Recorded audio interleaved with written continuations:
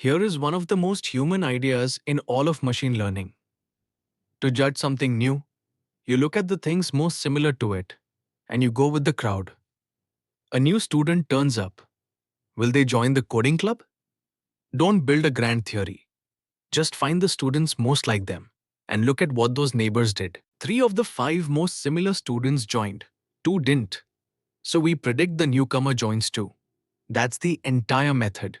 And it has a name: K-nearest neighbors. In one line, you are like your neighbors. Let's make it a picture. Every past example is a point in feature space. Here, 2 features, so a flat plane. Its position is its features. Its color is its known label. Red is one class, blue the other. This is the whole training set. And, remarkably, storing it is all the training KNN ever does. Now a brand new point arrives, the gold one marked with a question mark. We don't know its class. That's exactly what we want to predict. And KNN's answer is beautifully direct. Whatever its nearest neighbors are, that's what it probably is. Start with the simplest possible choice. Just one neighbor, k equals 1. Find the single closest point. It's this blue one, only a short hop away. With k equals 1, we simply copy its label. So for now, we'd call the new point blue. But watch what happens as we ask for more neighbors. The number k is a dial, and turning it can flip the answer entirely. Let me put the scatter on the left and keep a running tally on the right. With k equals 1, only the closest point votes. It's blue. So the prediction is blue. One lonely neighbor, one vote. Now k equals 3. Grow the circle until it swallows the 3 nearest. Suddenly 2 of them are red and only 1 is blue. Red wins 2 to 1. The answer just flipped from blue to red. Push it to k equals 5. And it's decisive. 4 red against 1 blue. That single blue point was a fluke sitting in a red neighborhood.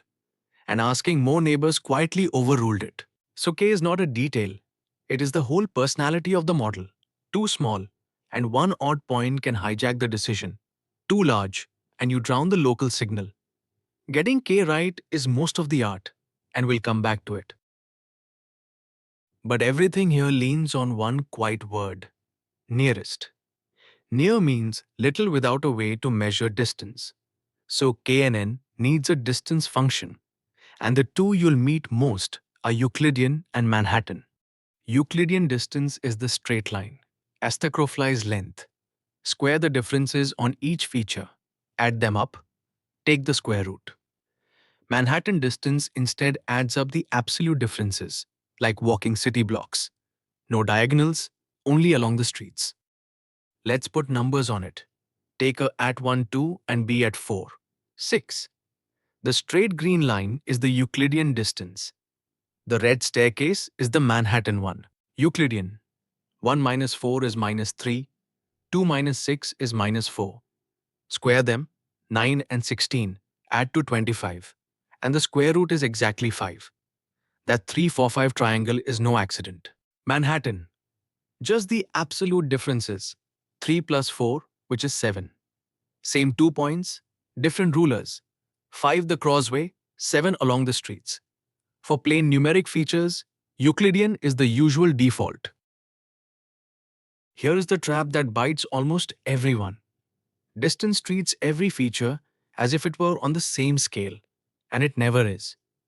Suppose one feature is age, 0 to 100, and another is salary, in the hundreds of thousands. 2 people differ by 40 years of age, but 5,000 in salary. Inside the square root, 40 squared is 1600, but 5,000 squared is 25 million. The salary term utterly swamps the age term. The distance is basically just the salary gap. Age stops mattering at all. The fix is to rescale every feature onto a common footing before you touch distance. Standardize, subtract the mean, divide by the standard deviation, so each feature has mean 0 and spread 1. Or normalize everything into the range 0 to 1. Now age and salary get an equal say. With KNN, Scaling isn't optional, it's part of the algorithm. Back to that dial. K, choosing it is a balance you've met before. The bias, variance trade off. And you can literally see it in the decision boundary, the frontier where the predicted class flips from red to blue. With k equals 1, the boundary bends around every single point, jagged, twitchy, and it will happily memorize noise. Very flexible, very low bias, but high variance. Shuffle the data a little, and the boundary lurches. Crank k up, and each prediction averages many neighbors. So the boundary relaxes into a smooth, calm curve.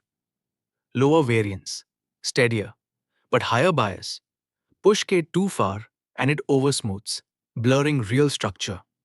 In the extreme, k equal to the whole dataset just predicts the overall majority everywhere. So how do you actually choose? Small k overfits. It chases noise. Large k underfits.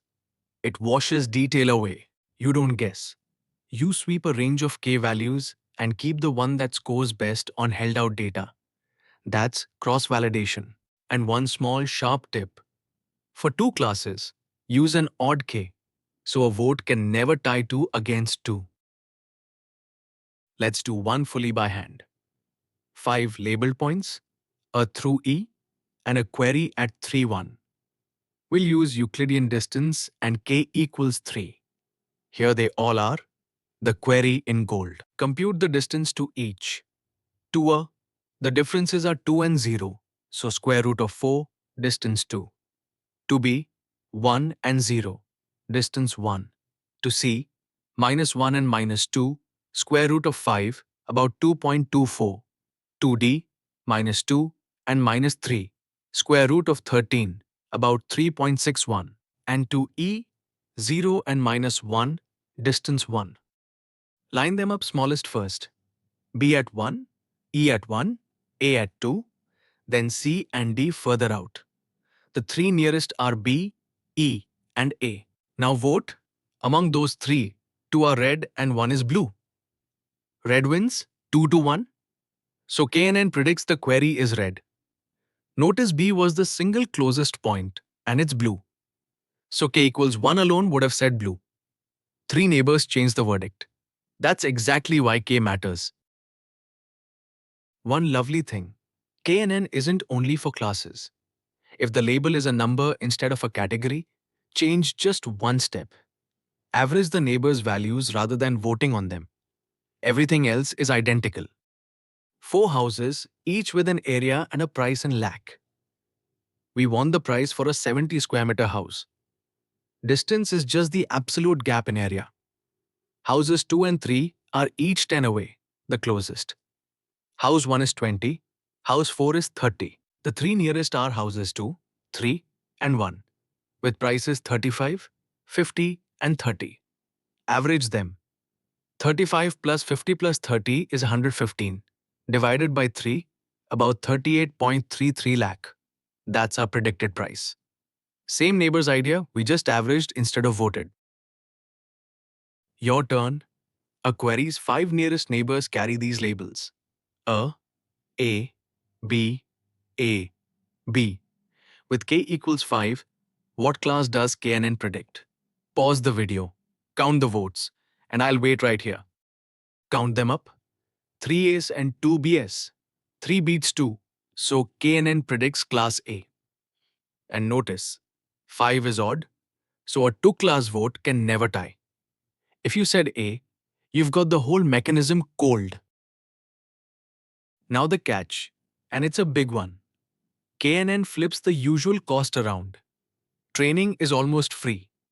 It literally just stores the data, which is why we call it a lazy learner. But every prediction is expensive. To answer one query, it must measure the distance to all n stored points.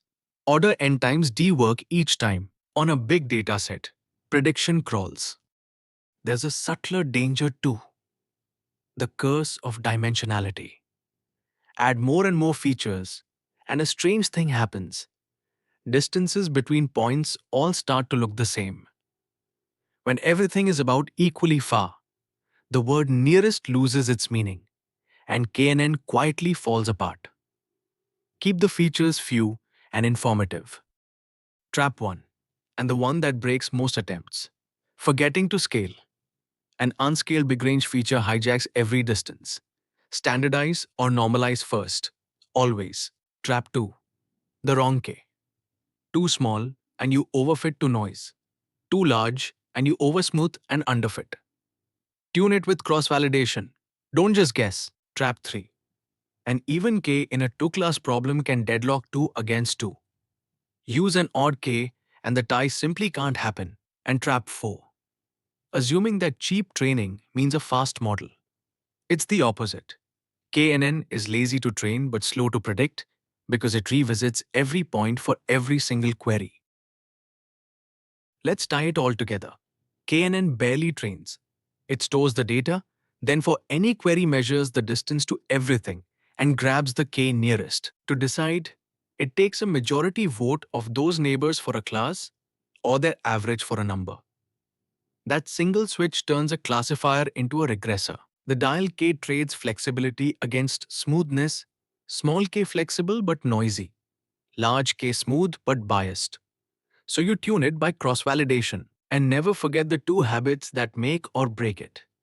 Scale your features first and use an odd K for two classes. Master those, and KNN, the simplest idea in the book, becomes a genuinely sharp tool. Look around the query and imitate the neighbors.